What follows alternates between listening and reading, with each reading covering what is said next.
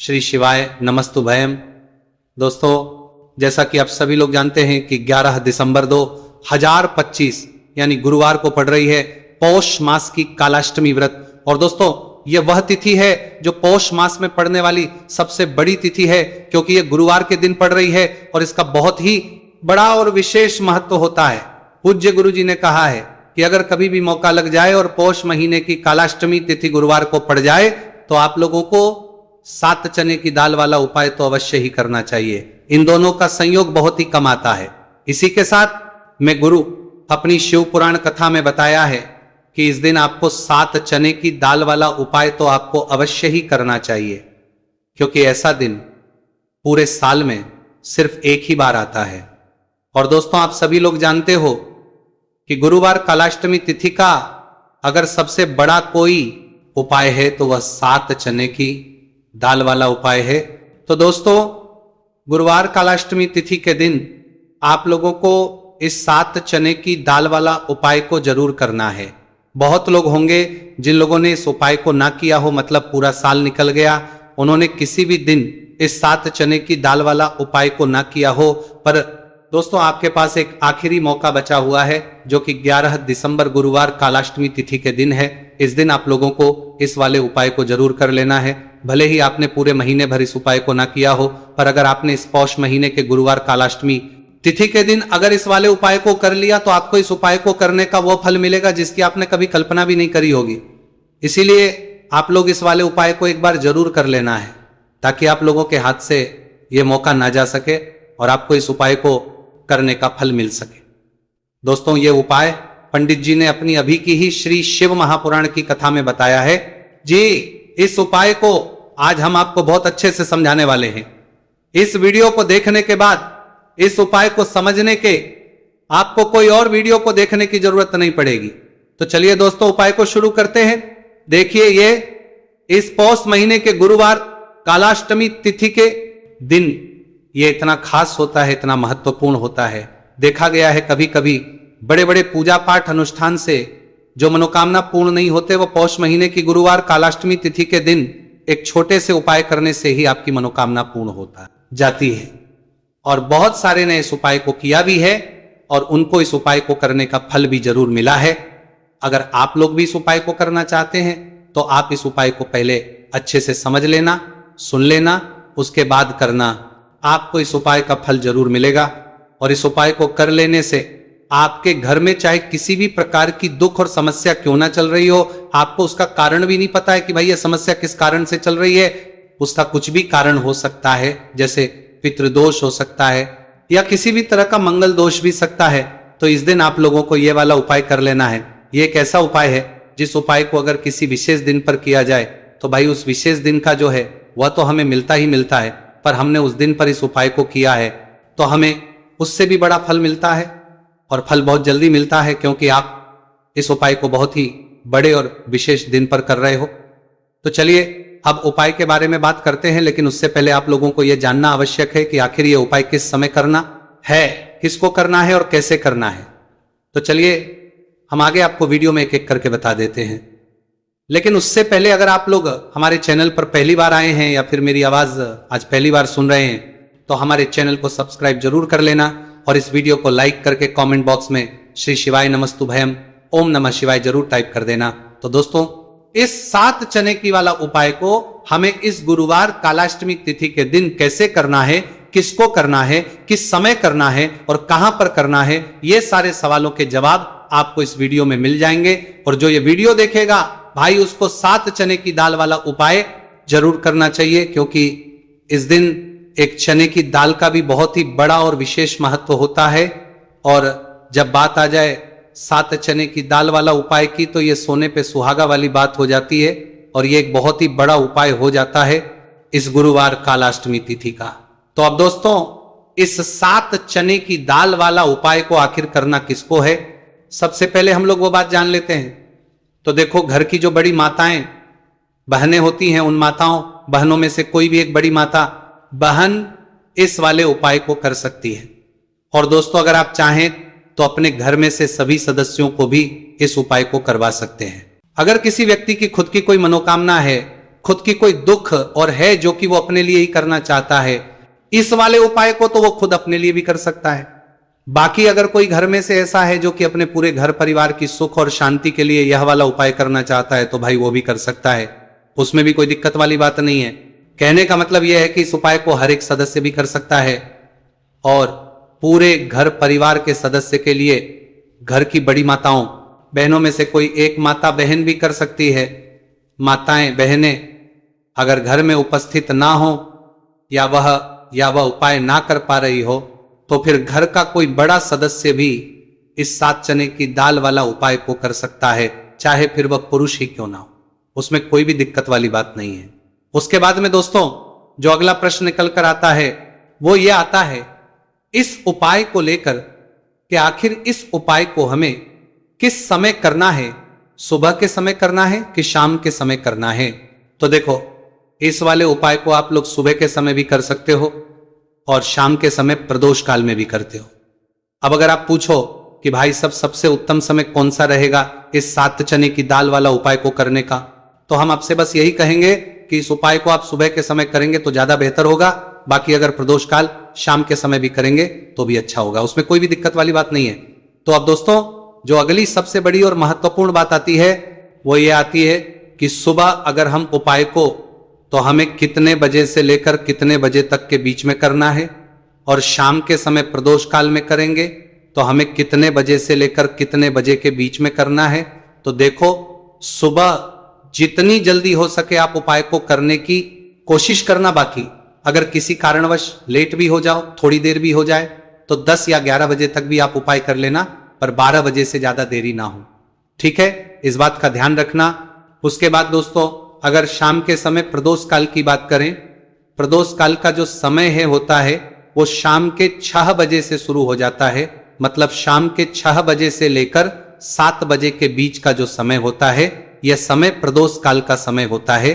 तो आप इस उपाय को 7 या 8 बजे के बीच में भी कर सकते हो, मतलब शाम के 6 बजे से रात 8 बजे के बीच में आप कभी भी इस वाले उपाय को कर सकते हो, उसमें कोई भी दिक्कत वाली बात नहीं। चलिए जानते हैं उस विशेष उपाय के बारे में। देखिए दोस्तों पूज्य गुरु जी की कथा के अनुसार ही इस उपाय को आपको बहुत ही विस्तार से समझाने का प्रयास करेंगे, लेकिन उससे पहले वीडियो को लाइक करें।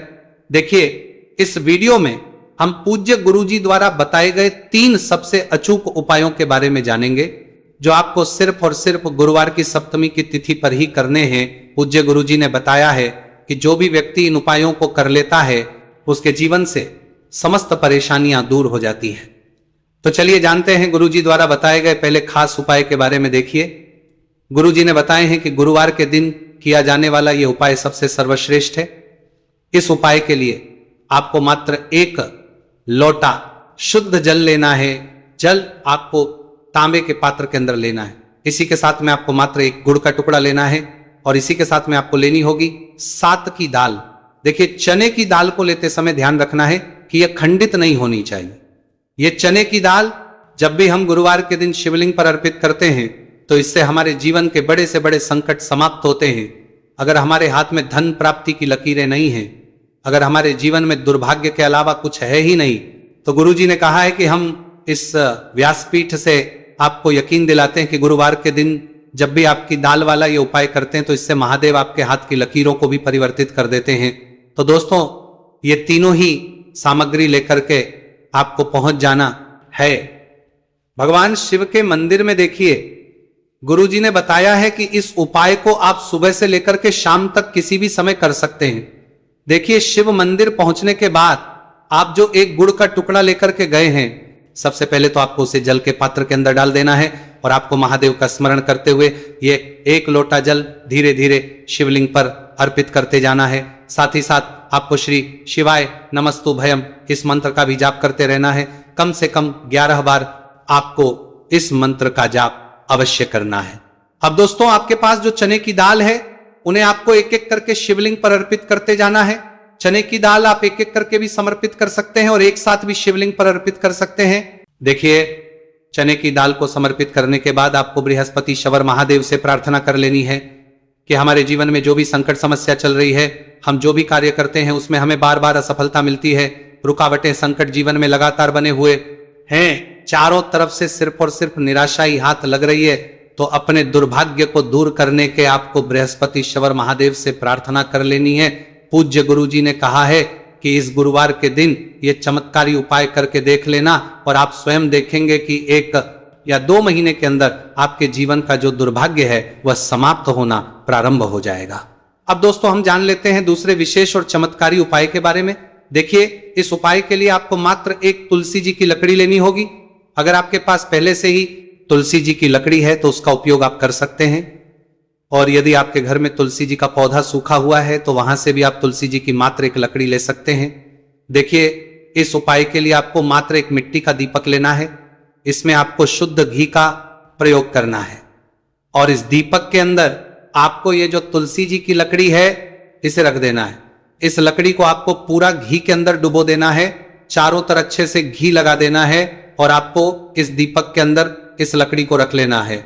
देखिए, यदि आपको ऐसा लगता है कि तुलसी जी की जो लकड़ी है वो बहुत ही जल्दी से जल जाती है तो आपको एक कार्य करना है। आपने जो तुलसी जी की लकड़ी ली है उस पर आपको पूरी पर अच्छे से रुई लपेट देना है, यानी कि कॉटन जो होती है उसे अच्छे से लपेट देना है, जिससे कि ये जो लकड़ी है दिखाई ही ना पड़े। तो इस लकड़ी के ऊपर आपको लपेट लेनी है।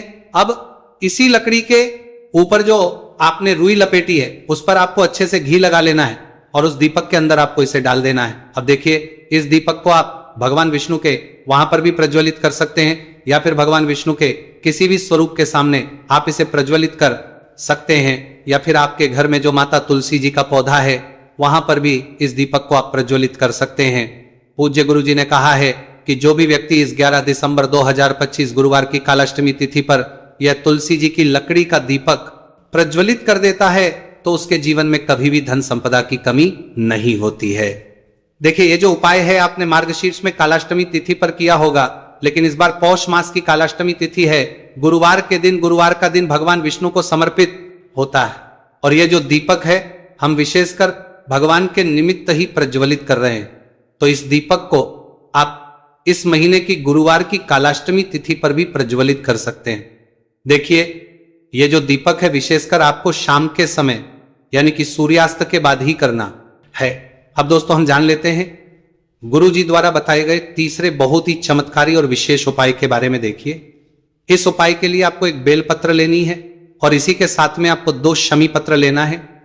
देखिए, आप जो बेल लेंगे वो कहीं से भी खंडित नहीं होनी चाहिए, इस बात का आपको विशेष रूप से ध्यान रखना है। देखिए, मान लीजिए कि यदि आपके पास बेलपत्र नहीं है तो आप भगवान शिव के शिवलिंग पर चढ़ी हुई बेलपत्र को पुनः शुद्ध जल से धो करके उसका उपयोग भी कर सकते हैं। इसी के साथ में आपको मात्र थोड़ा सा लाल चंदन लेना होगा। देखिए, सभी सामग्री लेकर के अब आपको पहुंच जाना होगा भगवान शिव के मंदिर में। देखिए, भगवान शिव के मंदिर में पहुंचने के बाद आपके पास जो एक बेलपत्र है उसकी चिकनी साइड में आपको देखिए, आप सभी को पता है कि बेलपत्र में 3 पत्तियां होती हैं। तो बेलपत्र की जो ऊपर वाली बड़ी पत्ती होती है और नीचे वाली जो 2 छोटी पत्तियां होती हैं उसकी चिकनी साइड पर आपको, यानी कि जो छोटी पत्तियां होती हैं वहां पर आपको एकाएक शमी पत्र जो आप लेकर आए हैं उन्हें छोटी पत्तियों के ऊपर रख देना और इन्हीं शमी पत्र के ऊपर आपको लाल चंदन की एक बिंदी लगा देनी है। अब आपको ये जो बेलपत्र है इसी प्रकार से शिवलिंग पर अर्पित कर देनी है, लेकिन आपको बेलपत्र को समर्पित करते समय गतिमान का नाम लेना है। देखिए, गतिमान जो है वह हनुमान जी के छोटे भाई हैं और पूज्य गुरु जी ने बताया है कि गतिमान का नाम लेकर ही आपको यह उपाय करना है, क्योंकि आपके शरीर के जो भी रोग हैं उन्हें भगवान गतिमान दूर करने वाले। इस उपाय को करने के बाद आपकी जो भारी से भारी बीमारी है वह भी भगवान गतिमान की कृपा से दूर होने वाली है। देखिए, बेलपत्र की 2 छोटी पत्तियों पर आपने एक चमी पत्र रखा, उनके ऊपर आपने एक लाल बिंदी लगाई हुई है चंदन की। तो इसी प्रकार से आपको यह बेलपत्र शिवलिंग पर अर्पित कर देना है। भगवान गतिमान का स्मरण करते हुए, गतिमान भगवान का स्मरण करते हुए आपके शरीर में या फिर आपके घर किसी भी सदस्य के शरीर में जो भी रोग हैं उस रोग को दूर करने के लिए आपको भगवान से प्रार्थना कर लेनी है और फिर आपको वापस अपने घर आ जाना है। देखिए, इस उपाय के लिए गुरु जी ने कोई भी निश्चित दिन, निश्चित समय नहीं बताया है, तो इस उपाय को आप किसी भी दिन कर सकते हैं। आप लगातार इस उपाय को किसी भी दिन कर सकते हैं। और हफ्ते में केवल एक दिन भी कर सकते हैं। गुरुजी ने कहा है कि यदि आपकी सालों पुरानी बीमारी है वह भी भगवान गतिमान की कृपा से दूर हो जाएगी। तो दोस्तों, इस प्रकार से आज के इस वीडियो में हमने आपको गुरुवार की इस कालाष्टमी तिथि पर किए जाने वाले 3 बहुत ही चमत्कारी उपाय बताए हैं। जो भी आपके लिए उचित है, सरल है, उसे आप कर सकते हैं। तो दोस्तों, ये थे पूज्य गुरुजी द्वारा बताए गए कुछ बहुत ही खास उपाय। अगर आपको जानकारी अच्छी लगी हो तो वीडियो लाइक करिएगा। मिलते हैं फिर एक नए वीडियो के साथ। श्री शिवाय नमस्तु भयम।